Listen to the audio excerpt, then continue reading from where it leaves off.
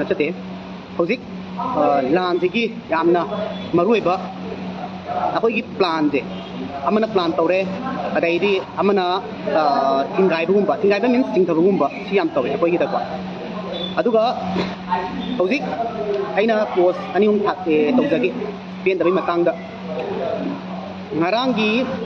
thogdok amada bom pukhai base kuki singi group ta ko ai post adu tawjagre translate tawraga adagi mu makoi gi lambi sembal loigre haibagi matang da su ai translate tawraga adu ko tawjagre proof loina na pigre masigi matang da aina government da request tawjaga da ba government na masigu ma je khara seriously khara lohningi mramdi kaino da ngarang bom pukhai bagi matang da okay good night bye adugi matang da ngarang bom je pukhai bagi matang da makoina message ta inabado government na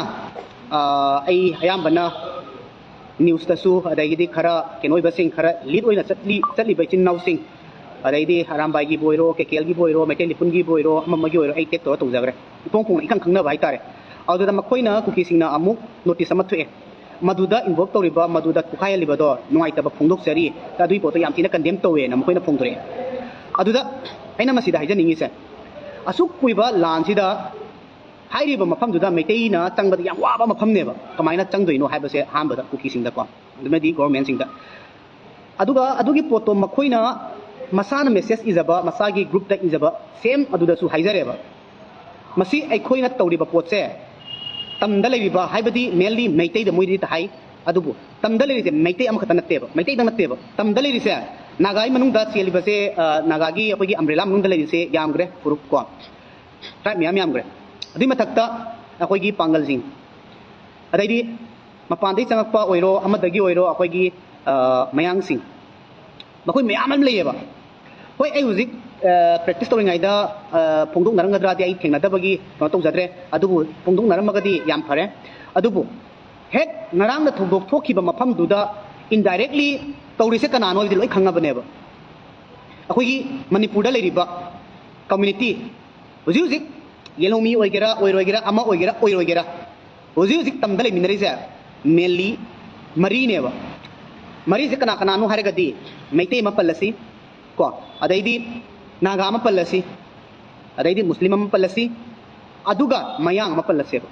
mari ni sine balai se kuki di already moi keno to dana masagi marang ni matung loi chen gre ko masida atopa community na hojik phawbada karigumba mata nakhoi goiba phongdok su kari gi no sineba mamangi jiri lambi da su haijagrabani masi na hoi emta ko to de khotte nasagi oiba adai yasnaba aduda che ma thoki akoi gi ayaba yaudana sina akoi gi atopa jiri gi lambi da nasagi khuntari ba mi singdugi ayaba loraga attack to gadam ni haibagi che ma thingnagi maduduna karamba keno noba aduda chak cha doise meite khatara ba tamda atopri charoi draba adaidi mla leiriba mantri mandol myam charoi draba meite tokra jene meite khaki wai tokraga acho wasang ji de charoi draba bom tu gai jo arai banate tu gai me poto adaidi makoi ikang khangnare moina keno to bani masi meite de taina siena keno du yaugre makoi message ta adu targadi masi akoi gi community mari je pullaga mayong na ba se kira braba kira gadi kire hairo ba ai to community ama I chenda bai wasu natte chenda bas natte tholo to minara se habine ba message sidi adubu tholakpa indirectly tholakpa su myam ama hoi thengna jai samna haibada akoi gi maitei gi manung da leminaba tam da leminarba warini kabui hairasi tangkul hairasi adaidi pangal hairasi adum indirectly dum support loi tawi ado pamjabadi direct sineba direct indirect to nataba direct support to honinge punna national highway je thingba yade haiduna irang myam ama leigrabaneba kenogi sarkar ama mai sarkar matamda numi chama ga kunsa tare kunsa ni pan tawba ko myam ama thingnagre sigumba se myam thingnar matungda sigumba se yetnaraga sum leireba bom thugaire makoina aduga maitai da blame tawni na haire hujik sijina side amar thamgraseba hujik aikoina wakhan mana da bai jang jarakeba arambai gi wari nahan gi vote kida akoi yargadi loishal abneba loishal abneba ko adubu vote ngawbani khangde amada ngawbani khangde hujik still arambaina toragadi adu adana adai aduna atopa ichine naw sina toragana adu adana tonga leireba akoi je michang changna roise haira akoi je apunba sakala roise haira inthuna ba torase haira akoi masen je tum kakthaknaraga aman tore ekta yetna ba amana tore ekta yetna ba dum torase haira ba ai hujiki hairiba kuki singna makoi gi blame khara ai adum thanari ba poto ai adum sida haijar ke nga lega dum marui ba pote dum oi moina hairiba singdo hujik kari hai mokoina hairiba lambi se yari di maitai na marui ba pot prakada ba potta akoi kakatsi puhalloisi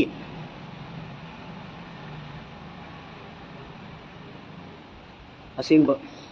eti ama tole hojik akoi je eti adu ada to si ko eti na loiba role akoi khangsi manung ichi naw singna lobasu eti na su khangsi eti na lobasu ichi naw singna khangsi aduga people me amna front line da leriba makoi gi do akoi na khangsi masi ka tangai samlam nei cham da hairage sida manung ichi naw mapan gi ichi naw adu ada akoi khaidung na dana lan je to minara la abani kuki gi against kuki na lan toropagi matungina tawla abani wara la abani aduga akoi je ama chingdana bado chingdana gumsi arambai tengolna adu matiki makoi responsibility achau ballo lakani ko adugi mathakta su atopa organization atopa su yamna atoba phida haigadra na phida nate responsibility hai tare kangni pakkan balup masagi responsibility padana lo lai adai di maitai lipun padana lo lai MLA da ai maming palaroi ge MLA ani khatani aina khangbada atai di tongani adu phong na ngangbadi amani khatani ko adu aina panbagi do mathong ta dai sai sana dum khangbiro adai di vote loi gramina hojikti lan torani haibase ai mamang da su haijagre aina hayena aina khangaga haibasu natteba masidi makhoina hairakpodo ai mayam da share tawjabaneba mayam da share tawrido kai dona bano mit mai do singnabaneba aina haire do 100% chumni haibasu langaneba lan tawdingai mamang da KKL na oiro amana oiro lan torani haiba torum torla lan tore tawra matungda hojik national highway sida akoi attack tawrani national highway attack tawre vote lorega nongmai thamjalu nongmai maru pusalu adu pusalu na makoi group ta ngangna bado haiba tawbo dum attack tawre bom power kangre padana kal ngarang hi power du padana kangre kyam kangre dio pura keno do thong do pungte ti ne ba murom thare gadi hora le ne ba mapum hum ado hana khangdingai dadi ama kana bu tawrino haiba je khangba ngamde adubu hairiba kuki singna makoi gi statement makti natte WhatsApp group ta sigi hairiba pose haiganu si maitai taina sina hairineba adugi mathakta mu student organization singduna akoi si condemn to wena mu thadura ineba midi logic am sanayeba logic sana bawda akoi gi tamda leriba itin naw singdi akoi amata punji kari ginoba maitai khatara ba tamda chakcha doise atai di charoi draba nakoi ju thokpiru haibeneba hojik makoina mu plan je karino hamam tamda yariba makai maitai gi pusalaka da ba cha injang ama marui ba lifeline je thingnaba mafam da thadatnaba tawsi haibase mo adugi kno dai gi post du yawrabaneba mogi translate tawbada moi masamang nasu hojik haire ba potto atopasu kai legi habai khangde kai legi habado ado akhang hai singda thibadi mathuta dabraba aduna aina itin naw sing haijani se lan je yam watli support tong nagi si vote ki mamangda saunaragasu hunaragasu ama tawragasu vote loirabani hojik vote lai tu bado tu osi vote lai je tuga aikoi je amata sagana bona si ni plan tawra sum war changi aikoi na defense tawba khak nasu oi tu mesi ma di paloi na hari jam tuma mene se aikoi je defense to bagi kero da dum leireba defense to dum leireba koi je ko ado hoi lan yaw da ba aikoi je smai haraga di nang yaw law ne harakane ba ai da se nai ngasi pawba da ai nyam ngak pi nai ngasi pawba da ai lan yaw jadri kem to jadri ba adu ai na haijaning badina please aikoi se mit na sing na aikoi je padana leiraga amat sagat laga kuki singi plan tawriba posing je akoi da thurai bam change ba kari samnai ba da anau ba lambi makoi na me road anamas tholi me road to sina ba hogra bani hauji kari mulai to sampur tu mizoram gi hana le madu hena chakhatna ba to sampur jiribam smaina sem da ba pyama mui tawriba pose government na atu ba matam da please masi thingbina ba tawbiu please government na siam tang action lokot piu patana to tawbiu aduga national highway gi sima ai khabar ma uzai ngasi ngarang la uzai yam ngai jai security ahen ba force thadaraga mapandi put pusala pokot pose phajana pusalani hai ba si madiam nungai aduga si aina hayena tobadi nate tobotabu smaina miamna demand tor podagi government na tabi ba je sigumna hai ba lambi hekta semninga ching tem gairaga lambi semak pugum ba je masi government na atu matam da thingbi hai ba je ai kaisu ojadraga su ese akoi Manipur macha moina mete macha moina request tawjari masi me atu matam da thingjan biu natragadi aikhoiga makhoiga lapna ba haibo dum oigrani separate administration haiba pose officially thoktraga su makhoina hairi se officially thoktraga su maming jing je ontho se haireba ko si poina mu lakho lege ko ai ningjang padune ko ibung tabi gadro ubi gadro koi maitai gi awaba se tagani kaidowi taroi do anjali isan tagani tana ba akoi thongthin ba ta bani mai sorna haidro thongthin ga dabni taga taroi girana Yamung kai kuna ga tat na tawri ba ada idi akoi gi handa bole myam sina tat tin na tawise phadaba haina singna raga nataba ai koina government da singna raga kari kana doino sine ba ai ahamba da masi haira ga na ai je government da duwa da na mi khara mana government bu yadaba mi na ingunda chei ba gi wakhanam dile bi ai ai haijaning badi government da ai koina thillaga hai ba gi keno je hakti lei tobu ahen ba tin thijal laga chei raga asadu to raga di government na su akoi wa je tabi ai request ka loina na akoi chei se khara hai se ba Hoji yengo makoina kari hai Chauchanpur lamka on thokre na hai moina hai bini ko officially moina message am sangi kari haukim no kinum hai makoi gi chairman na hai kinum hai adu duna hai hoji maming jing ja thangting on gre adaidi hai ba mayam je maitai gi ming da leiba sing je kuki na leiba jaga sing je kuki gi maming loi on thokadam ne na moi ngasi gi group to the hai ba hoji makoina kangpokpi maming atop on thokadam ni hai re adagidi kogru to pamami onthok kadam ni haire thangting onthok re adagidi keno myam simaina moi wakhalon da semda saga pasing je myam ma tore ba ko masi je aina sum khanjar pada government ju tokdam na te tawi adubo sida government na hena pressure hena koi government na piraga government ju hena tongna ba tokse ba adu hojik pressure kana na pirage government da pressure piba yadaba mayam amasu lei aduna lan sidi government yaudradhi sungoi oiroi Sanjit Nongthombam haibire si yam chumme si haijabado government na su masi yamna ahoigi ichini nau singje pajana tungi khanbiraga government na main responsibility lobiraga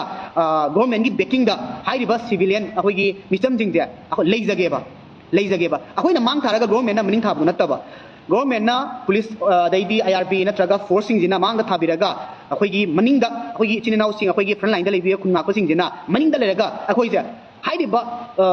narco terrorist tawriba adaidi keno drug ka ngasai gi government ge against leiba singja lanthing na mina seba khoi punna mata tawraga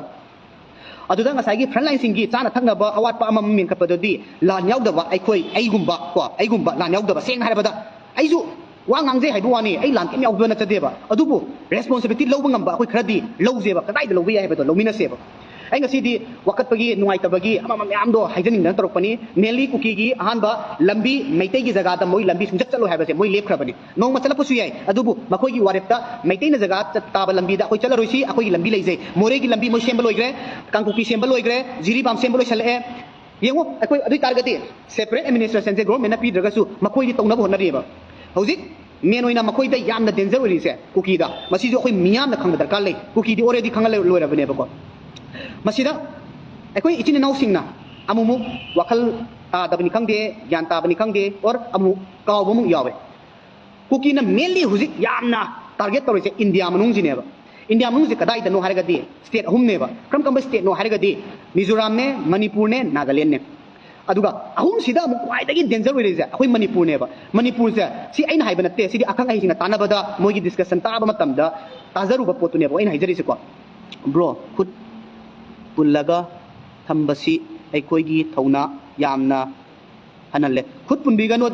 yamba milan khut akoigi government da juna akoina yamna akoigi ke haini forcefully akoina government na tawde ada tawde na hekta government do thi da cheiga da ba thi wai te udna gai tawbi na taba government da phajaba wahaina akoida akhang ai sing na ko politics su yeng da bida akoina mokoida haiba ma change ba sei wakhalon ni ko sei hai je tume tamre te aingo de khangak tani discussion da ngangari ba khonari ba myam je ado huji discussion award da akoigi ni wangang da ba ko ba ko paching to ma tam da akoigi wangang ba da haita ba su myam yaw da ba nate hek ngang torpa da vote adu da thade haiba su myam yawre aduga ekoi maitai gi ego khara siga lokthok ladi phagani yes yambana haibe sam chume akoi ego se itin nausi ego se hanna mangna thagum se ꯏꯒꯣ ꯁꯦ ꯂꯧꯊꯣꯛꯑꯁꯤ ꯏꯒꯣ ꯁꯦ ꯂꯧꯊꯣꯛꯑꯒ ꯃꯥꯅꯁꯨ respect ꯇꯧꯁꯤ ꯃꯥꯁꯨ ꯏꯀꯥꯏ ꯈꯨꯝꯅꯁꯤ ꯃꯁꯤ ꯑꯃ ꯑꯃꯒ ꯀooperation ꯇꯧꯅꯔꯒ ama amang micang changnaba ai muk ton balekte ai muk thongna pha balekte haba se thamminasi haba ai simasu thamjage aduga amana ai kuki singi ai kuki bu yam nungsi debi wasu natte hojik manipur gi kinosida government na kari hai kuki sing da sina message ko makoina nahan maite ron da yam sang na iraga ꯑꯩꯈꯣꯏꯒ ꯅꯈꯣꯏꯒ separate administration ꯂꯩꯕꯒ ꯆꯞ ꯃꯥꯟꯅꯩ ꯑꯗ ꯑꯩꯈꯣꯏꯒ ꯅꯈꯣꯏꯒꯁꯦ ꯅꯨꯡꯁꯤꯅꯒꯗꯕꯅꯤ ꯑꯩꯁꯦ ꯏꯝꯐꯥꯜꯗ ꯂꯩꯔꯝꯕ ꯃꯤꯅꯤ ꯍꯥꯏꯕ ꯅꯨꯄꯥ ꯑꯃꯅ ꯏꯔꯦ ꯃꯥꯒꯤꯗꯣ ꯀꯣꯆꯤ ꯀꯣꯠꯂꯒ ꯉꯥꯡꯉꯛꯄꯅꯦꯕ ꯀꯣꯆꯤ ꯀꯣꯠꯂꯒ ꯉꯥꯡꯉꯛꯏꯕ ꯄꯣꯠꯇꯣ ꯃꯗꯨꯅ ꯀꯔꯤ ꯍꯥꯏꯒꯦ ꯍꯥꯏꯕ ꯃꯇꯝꯗ ꯂꯥꯁꯇ ꯃꯥꯒꯤ ꯋꯥꯍꯩꯗꯣ ꯃꯩꯇꯩꯗ ꯌꯥꯝ ꯁꯨꯛꯑꯦꯕ ꯃꯩꯇꯩꯗ ꯁꯣꯛꯄ ꯋꯥꯐꯝꯅꯦꯕ ꯑꯗꯨꯗꯣ ꯃꯗꯨꯅ ꯑꯗꯨꯒꯨꯝꯕꯁꯨ ꯑꯩꯈꯣꯏꯅ ꯃꯈꯣꯏꯒꯤ ꯄ꯭ꯔꯣꯄꯦꯒꯟꯗꯥꯁꯦ ꯑꯩꯈꯣꯏꯅꯁꯨ ꯈꯪꯕ ꯃꯊꯧ ꯇꯥꯏꯌꯦꯕ ꯃꯩꯇꯩꯅ ꯇꯧꯕ ꯑꯣꯏꯔꯗꯤ ꯄꯨꯝꯅꯃꯛꯁꯦ ꯃꯊꯧ ꯂꯣꯏ ꯇꯧꯔꯛꯀꯅꯤꯀꯣ ꯀꯨꯀꯤꯅ ꯇꯧꯕꯗꯤ ꯎꯗꯦ वा कितंग ngangu aranda adum tahalle maitai ipattaba yam lei tume aduna ichine naw sing aise wakat pase government amadi praja mayam aduga front line sing de main oina dei wakat ningai kem leite maramdi makoi mathok phadana tawri aduga akoi front line da leitiba ichine naw sing ama mayam se hojik ai anuai taba ama mateng amona pangaroi haibugumba nakoy da pang doino haibugumba please madu wahai haibigano madu wahai do haiba matam da kukine yam haraweba haiba do oyeba so champur ga tangpopi ga kakai se akoina aigi oina live sidadi akoina kari tawgadage haiba du madi ai tawjaroi haijaroi aigi oiba sidadi ai mention tawjaroi maramdi kagino da aigi wahai sina kuki singda singada boregadi madu haidaba na phayeba अखोई तौगदबा अदुदी इचिनि नाउसिंग नमन दमoi plan लेजरमनी अखोई हाइदो गातनेबा आइगे हाबदि अखोई unity कमाई ओइसिगे हाबजे मसी खतंगी message नि आइगे अइना पुजरैबा केनोसिदि अहमदा government ना अखोई प्रजा अखोई front line सिंग जे तुंग सोकतनबा मखोई safeguard ओइगदबा अखोई ngaliंगाइ सिदा गवर्नमेंट ना मांग लेपियु अदुगा फ्रंट लाइन इचिनि नाउसिंग ना बेक लेफन बियु अदुगा लान जे गवर्नमेंट गा मायोक त लेरिबा मखोई सिंग जे तकथोक्सी अथुबा मतमदा नत्रगदि अखोई से याम अवाफम दो ओइगनि हौजिक ngसाइन हाइजबदो मणिपुरना क्वाइदि वाइ हाबा पोसे असेंग बनि मसी मणिपुरदा क्वाइ वाइ जे कइनोदा बांग्लादेश आर्मी ना मखोय अनाउंस तौगरे हौजिक म्यांमार दा अदुमते की मोय बॉम टॉप ना वार तौगरे हौजिक वाली जे मणिपुर इंडिया मनुंगी सिदने मणिपुर की इंडिया मनुंग सिदा असुक यामना लुरबा टाइमिंग सिदा अखोइना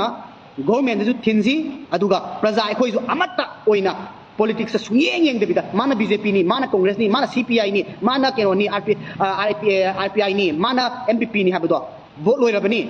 hujik vote loi rabani manin khar leibodo adu loi kauk thokpigro aduga ekoi je sagadauji natragadi yamna awaba phibam da lakani ning yengo ina hanju haija gebdo kobruda hujik phawbada ekoi gi mi ka ba ngam banate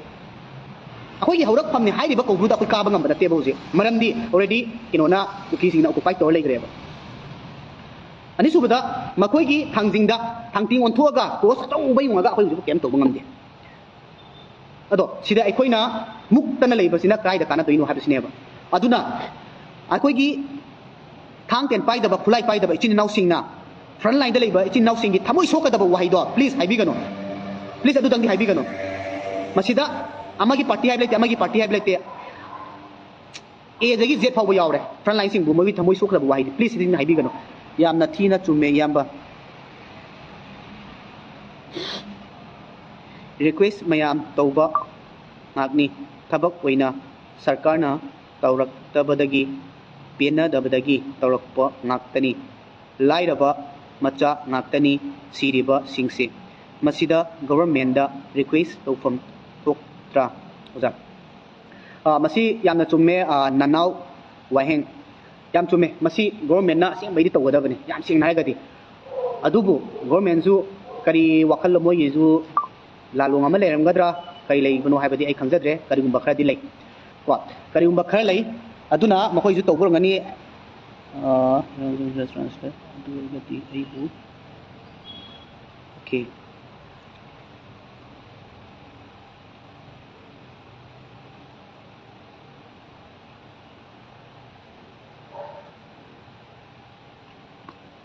ai sida kainom tang haijage isin naw si yam saw yawe si haira gadi government thabak toba singdani sawrakani ai si haidui wase ko sawbigano si hai ai je request ni ko si nampu na te kanam tagi nampu ju kanam ya nate mayam ba meitei di khara wakini waiku ngakta ngaire mina tobase yengsin nadana leire nongmai tem thongamba paloi loktong huzik lam maming oliba lambi thokiba semli bom pokai haliba highway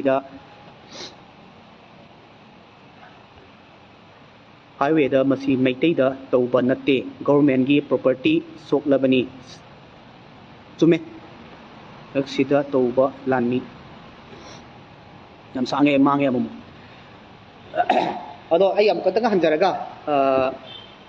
sum aina social media da leirubana mayamgi keno tharpai matung ni ai sum to si haibira podo ai group ta harpa dai si haibiru ha du matung ai hajar pani ngasai gi government gi matang do government thabak to basing je masi je nakoi da su sacrifice kra to ninge sacrifice no harga di katok ko kari no harga di nasa thangdu wa haibna taba nasa do la aga hekta lan yawo ko lo haiba su na chadeba hojik lan gidamakta government na side ama thamaji ko chin nausing myam nadi government da yam tai nabiri manung government su tawbi aba dum tawdabra haiba su tawdi tawi adubu makhoi da su akoi hena pressure pisi karma mo na tawon sigi haibdu makwa aduga hojik front line da leiba sing hana urase ba ko front line sing da leiba sing gidamakta manipur government service tawba sing adu matiki yame yamba nanaugi mitta pi yam tai maramdi mithibong mitambal yam leiri adumakni aina sarkar da haining basu marupna haibirakpa yade haiba ma khanghandradi moi yararoi aduga nasai hujiki do government thabak toriba myam gi comment jai matang matang pa bu ko to dress maina ai point he kaw ge to ko ai brain ji kino tu bani na ai kaw ge to ba ado group ta su sum hai group hai personal na tharakpa doi de khoi sin now group ta semba koi kuki maron khang bai sin now sing na suggest torpa si mai hai bani aina confuse le ga su moi da dum hangi ko adai dis mai tor kan da group ayam bana post thagali ai gi post thaga khudi mak se ayam bana khoi nei nabi ra ga na kadi hai no ha ba se aduga itin now sing propaganda je sumai hai kre aina thagali ba post se sina chumbra lambra hai ba do kai ro ma chat ke toy ba last ta noigi follow tausan bira mo hekta hairakpa to sidane hekta adum itei ba ar sajid kari no ngasai dei ngangi ba sida miam tang yarok pade ona thanda ni yaroi je sida mo wahai ma haira ga dina lana mu chatoi ne ba ise siat harap matam dana ai je community amagi kino da saw baina khalani ba muka kamai ngangna ni ai direct palap palangang ora ai phala aju la la sira ngang ora nakoi gumba nakok adu gumba yaw da busna ne infal manung da legi ba myam ji wari je gadha noi gumba ni ne nakoi gumba gadha ji na ni ne infal manung da legi ba wahali myam je mai teron dilon ba mai teron dingang ba na thamoi ni seng da ba nakoi khara legi ye punamak nataba sida ne gadha hai je punamak se noi na amani na che halle chen halle loina ko ai community amagi wa anta pandam ni ko ngasi je palaga di am nungai roi ai ata tai onda challenge la ko su ye adu challenge ta ko ki ba sem boi du natte gata noi gum basina ni ne loina chen dhali ja ai sida ai yeng biri bai chin nau sing tung de yeng kada bale raga su ai follower pan bagi damak ta ai live thadu ko natte any person amana ai onda gi unfollow to raga chat ko ke su kai belekte sida maitei haibete panglaite mayang haibete kuki haibete pang kenu haibete naga haibete just taning adi tabiu taning dari tokpio masida inoi de to belete but akwe unity ma sagat hai bani ne tam dalai basing je na ko du yan ko yaw dikari gino hen ta tere kane ba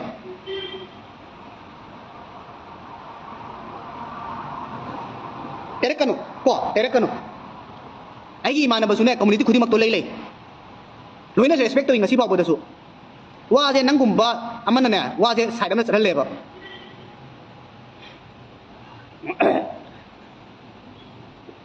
ado me amana ruan wa izu maung da chaibe aba chaire ado makata ba khoi community oi ba pannaraga ma dia dunia adani ha ba je sigum se tawrugum si smaina khoi kan to bose ko me am kan to bia de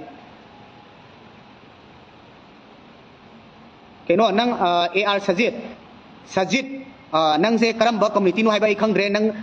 keno fake paira ka tawribra aseng ba oiraba tawba khangde nakoi community khalaga ne nang wa makha ta na ne aramba wangang kanu aina hairi sine ko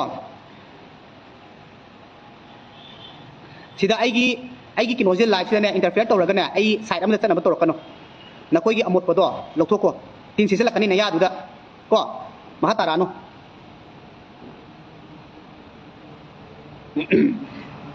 ai makha tajara ke huziki akoi unity tawbagi unity oi bai matang sida ko front line jing se han ba aigi oina first priority nei na moi da piri se ko aina makhoi gi damakta adumate ki lepi huji phawbada ado makhoi gi damakta aina lepi base makhoi gi damakta aina lepi se simaina ichini naw sing na su makhoi gi damakta lepi si first number 1 civil akoi gi nomai paigira pairo ga double belel paigira pairo gera makhoi gi damakta akoi lepsi nihan nabi ganu makhoi gi damakta akoi tobi aba tominasi makhoi gi damakta akoi lepmi nagi si please akoi na tobi aba singje makhoi gi damakta tawrakanda lan mai pak akoi government na side ta thamji ko government ji tobam tokpa moi adum tawjarangani aduna akoi gi tobam tokpa ja phajana tominaraga tamda leiba ai ichini naw sing akoi gi tangkhuloiro adaidi direct samjala hairage naga ichini naw sing tamda leibireba oza ka sangsu oza ka sing kasarsu open oi biro akoi tomina se kai do sigi haibado ichin naw singda message pi dana ichin naw singda message pi yu ado akoi gi proof je talaga na among tang akoi no torose thokmina se thokmina raga apaba keno mo oimina se akoi je natraga di oji kukina hairiba proof atopa je sungki ki deba hairiba proof je sungki ki deba atopa je si aina hairi se aseng bani masi haena ai atopa proof sing bu handani yeng banate atopa puri sing je makoina miyuina tha deba miyuina tha dabduna maram moraga makoina kari nepali oigera ama oigera makoina usitna sineba madu masi akoina amtang thadaksi thadalaga akoi je amtang sagat minaraga amtang da tominasi akoi gi naga chin nausing aduna front line da leibiriba ichin nausing akoi da people da su onjala sabno taba people sing sida onjalaga ma wahai ama soibagi da makta su phajana tawraga ichin naus mai tosi natraga message tani khangde hoi nang mai to tawranu nungai te nang du wahai du hen malli sigi wahai je sinaganu phajade akoi ju yam wari bani phajabo wahina hoi noi ju warak pagi saw bagi haiburam bayai ba phajabo wahina makoi da takpiraga gyan tahan ba aduga akoi gumba ko nakoi myam je akoi gi lan yaw da ba myam ama lengani ba akoi gi lan yaw driba nomai pai driba chin naw sing da ichin naw sing da aina haijaning ba se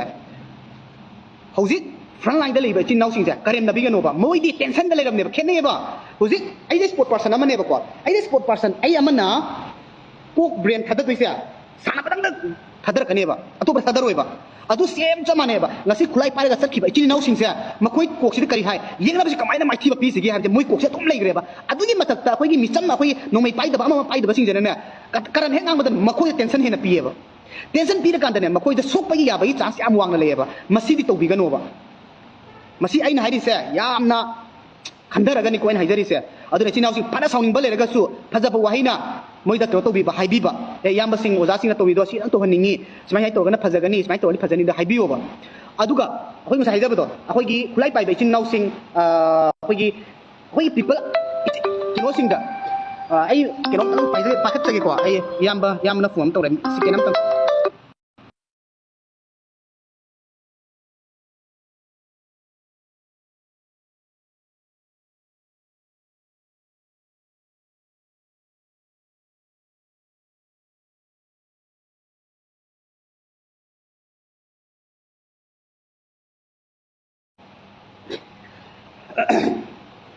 hojik aina haijaba do hojik wahai se yam chume taw na hairi se yam chumba wane nam hojiki kino sida tension gi matang se ai khoina khulai pai ba mi da tension kang pi ba da moi da double tension takane ba aduna makhoi sing se hana respect amag loina ba sima dakar yam lei ko akoi gi khulai pai dri ba chin naw sing na ko social media da lei bo igera thabak to ba sing ji oigera ama oigera sima dakar yam lei aduga ani subada front line sing dagi amu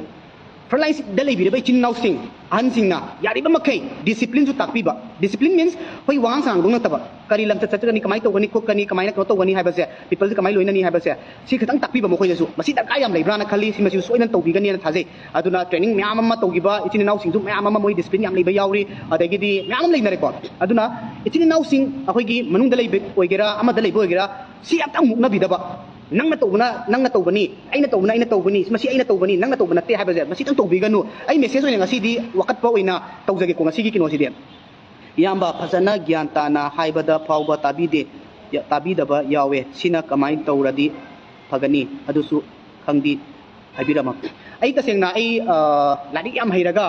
ai kino tawba mi suna chate adubu ai oiba knowledge aina mi thengnaruba matamda ai as a coach amoina ai haijau hairagadi mi je ahan badana akhoi sije wrong message obi ai good message obi ai ko mayam अरानबा यावरागदी Madhu ignore तौबियु अदुगा अफब यावरागदी Madhu accept तौबियु इचिनाउ सिंको अहम हुजिकी इचिनाउ मना हाइबिरक पजे अखोइना अहमदा इचिनाउ सिंजे फजबा वहाइना फजना याम respect ए इचे इचन इमा इने इदोन अखोइ सिमाइ सिमाइ याम वारे वारी निको topic अमदा आई पैसा नि दौरेबा मी अमदा आइना निगदबा पैसा जे सिजे थौना हापना मरुनी सि थौना हापना मरुनी संगीता थियाम याम फजे अखोगी मीओंद पैसा निबा मतमदा आई मसी आई पांगदबा यादे मसी पियु हाइबसे प्लीज सिदंग सिना बिगनो अहमदा करी हाइनी अखोगी अंगमसे मतें खरा पांगबी अखोइना तौदोय सिगी पोसिनी samna hawai muru lei se mamanje su pibani aduga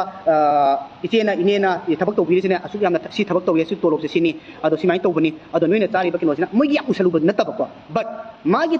fangiba sel duga yengna kan da 1% ni kangde 2% ni kangde sidang di noi khai biu ado si ji am to tawraga ko simu tawsi fajabu haina yadre dana okay ya lam akogi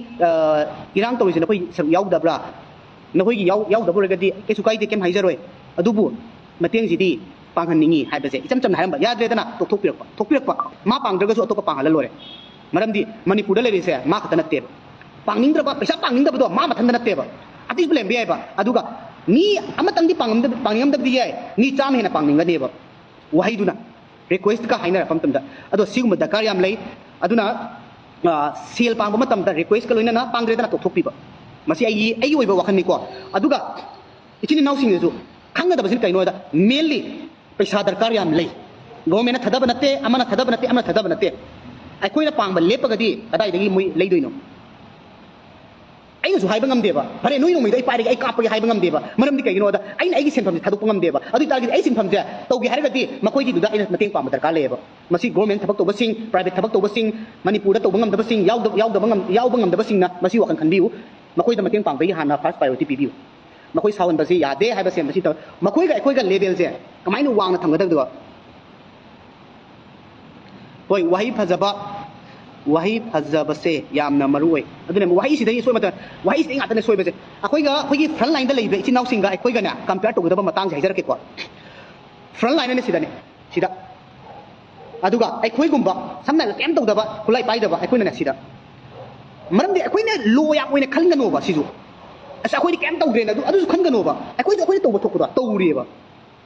but आइगी सेल्सिना मखोइ हवाई मरु लेदोइनी मखोइ हवाई मरुदना येंगबदा माइथिबा पिरम दोइनेबा मथंग नेबको अदुगा cell दुंगा यादे खुलाई काप दि यावे अदु तारगदी मखोइ जी वांगना थांगतबि मरम केवदा मखोइ tension अमा लेबा अखोइ tension लेतेबा अखोइ tension लेते मरम कगिनो अखोइ tension जिदि just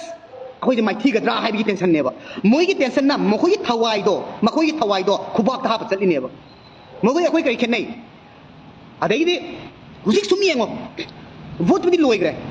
vote yam lauramba akoigi afau ma ama leigre vote di lauramane ba vote laura le mane ba even politician taruk thueba politician taruk thokpa sidana ai maming pallagadi ai mai support ta ngane khangani adusu ai pamde ai tasena adu maksu pamde ba isana dum khangbiro ichini naw singna hoji vote laudri ngai da lauri ba singdo huji kai do lege ba lan tawre ba mafam du chatlo ba adu chatloi ba को अदैदी करी अखोगी interview दा अखोगी discussion दा हाइबा सिंग दो करी कौवे अदु आई हाइबाई ट्रेने आइना हाइबदो आई लाई हाइ तमने सुमदि खंग्रे मखोइ ngangi ba sing lam pham da चलोबा यस चलम दा ओइरगदी ngasai mateng pangbo di pangamoba kesu kai dreba aduna taba ngasai gi vote di ek taroi be da as ek toraga ting ngang bi raga friend line sing sida aduga vote lo rekan da su adum khara du ngang bi ba manin de ne hobi ba masih dah aku Kongres ni BJP ni adu ni MPP ni adu ni na hai tu pun matam laba masih ai hanjan jan hai ning de kami kai ningai ni aduna frontline sing first priority hana yung nasu frontline sing di wang na thangat pisi malam di mokoi di thawai ga nungmai du ga na panara chat ni ba hek soi bada makuk ta pala si doi ne nang amana ai amana kino yaw da ba lan yaw da ba nang amana ai amana na soi na su na si roi ba koi di akoi di nungmai ka pa pala si roi ba yamung thank you nanau zo angamba sum ngarang bom gi matang da kuki singna taramba moina to bodo propaganda san doga moina mu letter ma thoga officially thoga akoi yaw dia da condemn toy kholi adu to buna moina tawraga meiti de taina ba adu ga pot to ai me anu share to jaramani abo masi ai na kwai dai ai sida mu yamung thule na haibi wasu natte tasen ai di first priority di ai front lines itin nausing ne ba moina main maru ne ba ai gi di adu ai gi haibi ko sai personal akpa ne ba adu ai khoi ko hen se sine da ai haini se hojik yamung da dum thagapa ta ni hojik vol loi gre yamung de dum chatli atop chapadi uti hojik ti kari logi mateng adugi mateng adagi mateng tong na lei reba madu tok tho hojik yekna bada lan akoi thina ga da bani yekna bada lan thina si yekna bada mai unjan ji aduna ngasai ina jabdo aroi boina akoi gi khulai pai ba itin naw sing di tha wang na thambi si tha akoi na thi na ngang gei kuki gi yekna ba sing mapangan kan khatoi ni ko se example ma pi ke as a player amoina ko ai coach amo oi rege player oina ai ngonda na tournament thom dai da to as nang di karoi he as madi as masayam pha bane madi as tikni am phajabane mai tekni am phajabane as pra ma pai bane hai pam da ai gi sel ji sidar kane ba ai gi sel ai ngonda sel ba I sagal ma poja sidar ane ba yai pare bro yai pare yamba ai gi kino je sel ji sidar ane ba ai gi sel ji sidar kan ai na ngasai competition gi arena du sang ma matam dana ngasai gi ai na confidence le le jar ma poto handar ane ba maram kai ginwam tamda ngasagi thina ngang ko thina means ai ngonda ki halakpa amma tor ko jina maram gi ai handar ane ba ai gi power je adu ngasai 100% le ma poto 90% la ane ba adu tani mangzali sikana no player du ne ba player je kana no landa no mai pai ga tang ba ma khoi du ne ba player je adu tadi player je akoi na mo je thungna hapam thokta thagat chari kiran kuman yamba hai gadra aduna chininaw sing munna khandabiu ai sigi live thadu ise amrom da yam important oi akogi chininaw sing apun basagat na bagi damakta aduga amrom da di maru ram da bi kana gum kharana di ado ai gi oina di yam na maru oina khalle masi ai koina politics da kusan biganu hojik khulai pari sing ja aram bai khatanatte naitei lipun khatanatte kekel khatanatte mayam amalai aduna chininaw topna su ikai kumnabiu ato toppa chininaw sing aduga khangda ba kharana di makoi di ikai khumna de ko ten hai moi di masen di ikai khumna bani respect tawna bani khara amana ngachak saraga tawdi tawganu ngachak sada bi dana in kai na ragana mas madi asmana yada bani madi mana yada bani habaje tok toksi adu ai ngundu har pam yama malai adu isin naw sing phaning dana adubu ai ayam am tam da tai adubu tabe aba poti taraga tabe ada budai inor dum tawi mat ai makoi awai kum tawna de adubu post amai khatpa matam da aina post amai khatpa matam da post tugi meaning khangda bi da yelaga di ai madu madi ai tas tawgane ba tas tawgane ma gyan ta du bukti ai adum haina gane ba ma gyan tar kan ai post ka azu kakane ba natra mai post magi comment ka azu kakane ba gyan ta bam darkar le ba mi amana nuai ta ga mi amai nuai ta maram do pi ga da bane aduna hujik last ta handala pada aroi boina sina loisan jarage ai cha u thong doi ni ko ai sa na cha thong doi ni angang myam changre ai si kino jon menga la ka thamni ni last oroi bada kuki gi target number 1 lambi thong thudek pa kuki gi target masi thajau haibi de haijanu ko tamdale riba mi khuding mak naite katana te ai haijari se ko amam panjaroi ge haubudi loi phawboda nakoi mun tabiu live ti ayam mana noi yeng amde yeng dabi ai atopa proof sing nakoi mi na tabiu khuding mani koi na haise amatang natte ahan bada kuki gi target thong thudekpa lambi thadatpa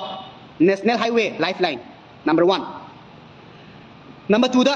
makoi gi lambi already sembal oigre naga dai chagera pangal dai chagera char oigera makoi da ka tara aroi khar leraga thajau ain haise ko thajau ko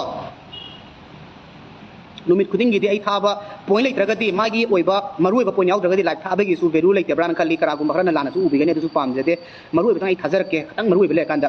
ani lei gre number 3 se chiri thokra ba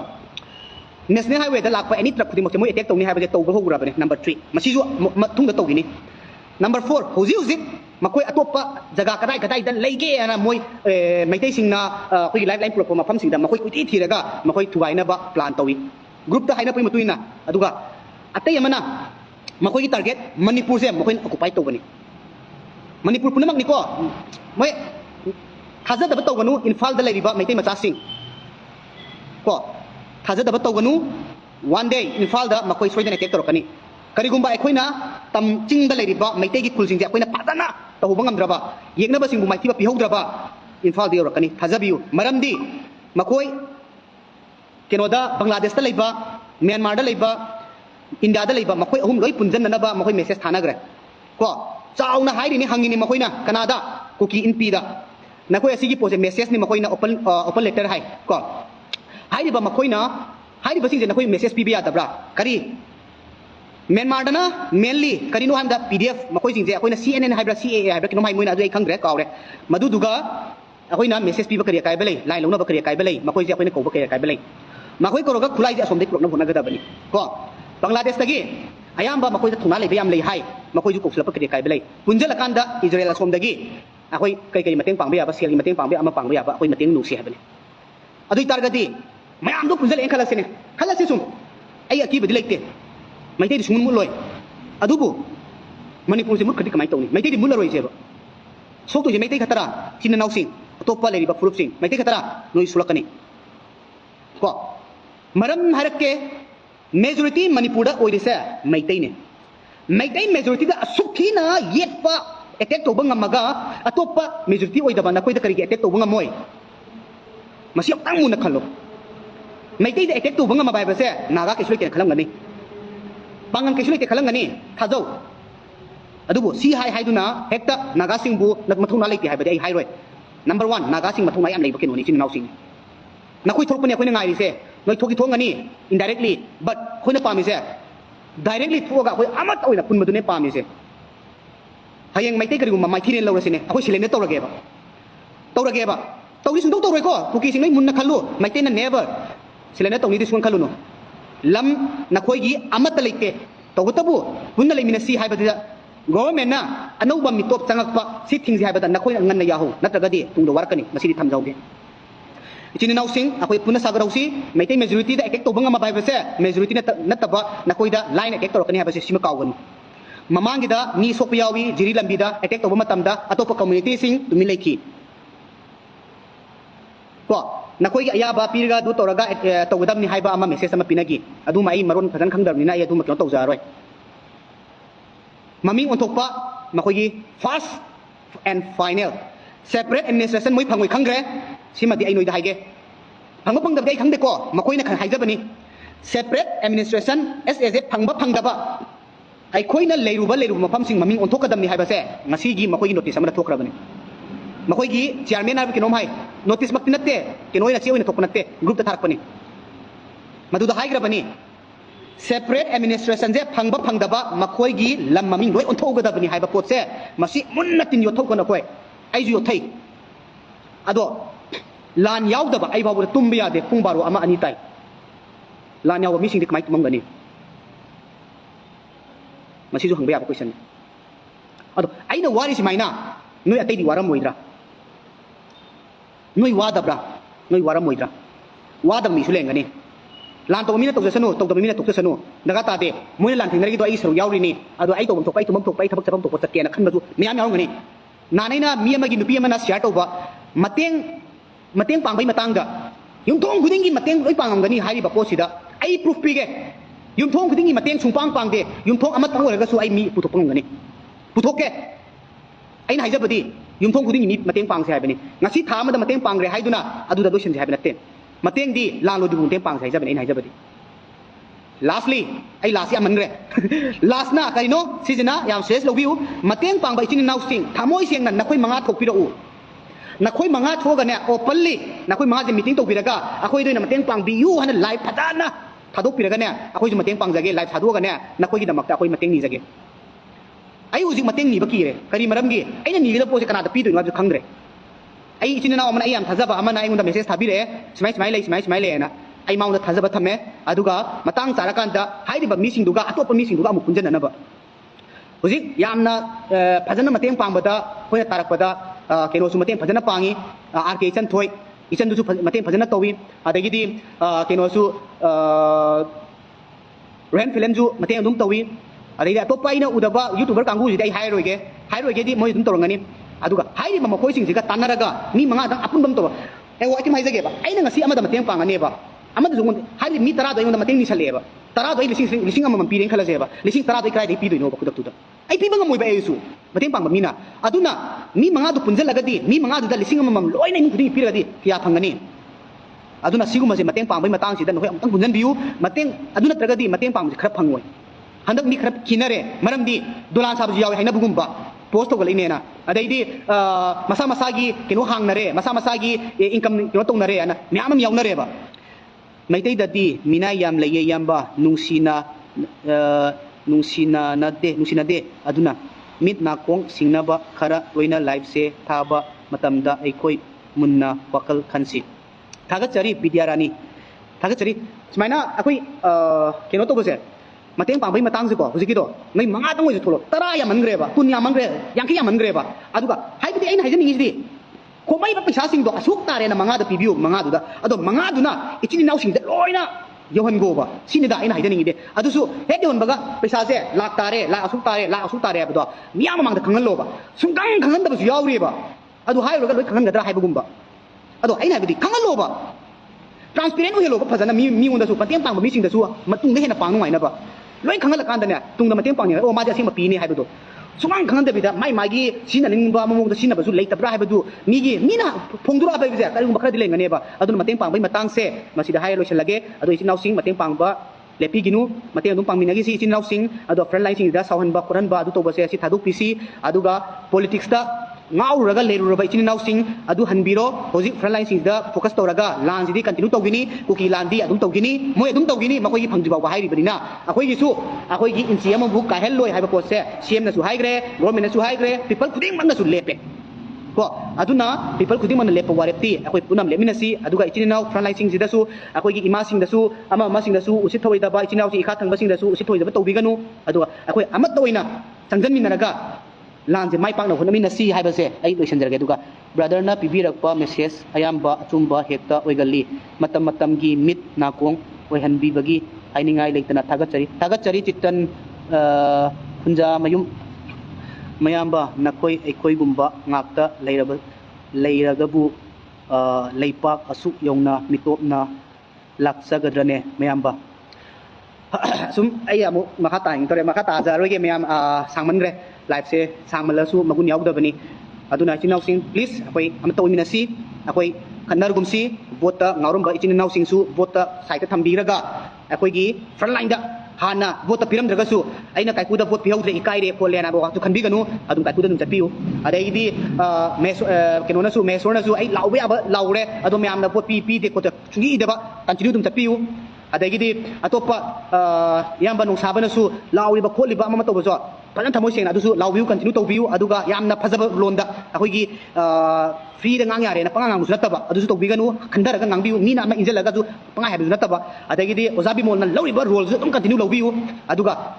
sigi akoi je ama toina amtang lanting minasi aduga ichin naw sing da sokpe ba any party man su to biganu ha ba se ai request to jari ichin naw sing tu future gi damakta nakoi gi damakta su akoi na minasi aduga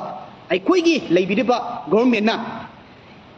frontline sing da soi da ba mong da government na mang tha biraga ichin naw sing na tung da tha biraga lanje mai pak na ba hot minasi haraga ai matang si dai myam dagi yai phaba ni jari myam punna yai phaminarasi nakoi su yai pharo ai su yai pharage punna yai phaminaraga amatta oina pangal utminarasi haibase thamjari yai phare yai phinarasi anglai pakna yai phare